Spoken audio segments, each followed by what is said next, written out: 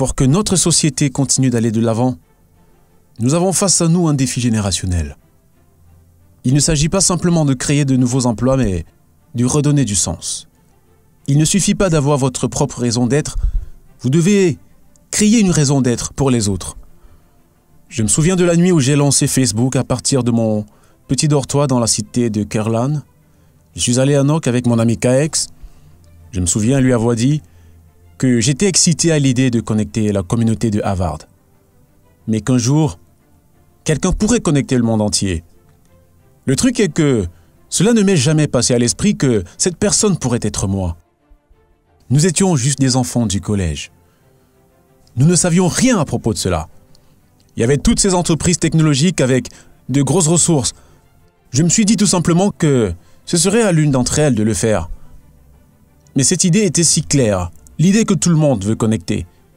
Donc, nous avons juste continué d'y travailler chaque jour un peu plus. Je sais que plusieurs d'entre vous auront leur part d'histoire à raconter, mais ça ne suffit pas d'avoir un but personnel. Tu dois également créer du sens pour les autres. Je l'ai réalisé à mes dépens. Voyez-vous, mon ambition n'était jamais de construire une entreprise, mais de créer de l'impact. Et comme toutes ces personnes commençaient à nous rejoindre, j'ai juste considéré que c'est ce qui les tenait à cœur également. Donc, je leur ai jamais expliqué ce que j'espérais que nous construirions. Après 2 ans de travail, une grosse société voulait nous acheter. Je ne voulais pas vendre. Je voulais voir si nous pourrions connecter plus de personnes. Nous construisions alors le premier fil d'actualité. Et je pensais, si nous pouvions juste le lancer, cela changerait notre manière d'appréhender le monde.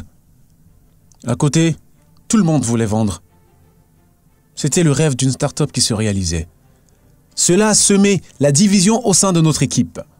Après un moment de tension, un conseiller m'a dit que si je n'acceptais pas de vendre mon entreprise, j'aurais à le regretter tout le restant de ma vie. Les relations étaient si fragilisées qu'au bout d'1 an, ou quelque chose comme ça, tous les membres de l'équipe managériale étaient partis.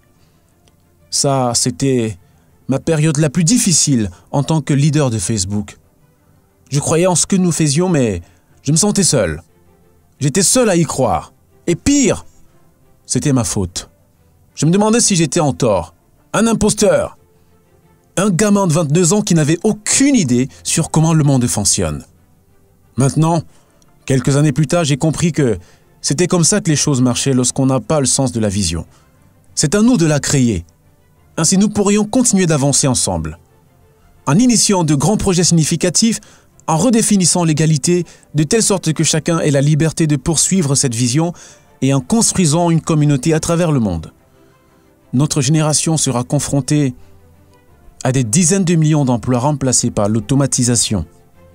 Mais nous avons la possibilité de faire tellement plus ensemble.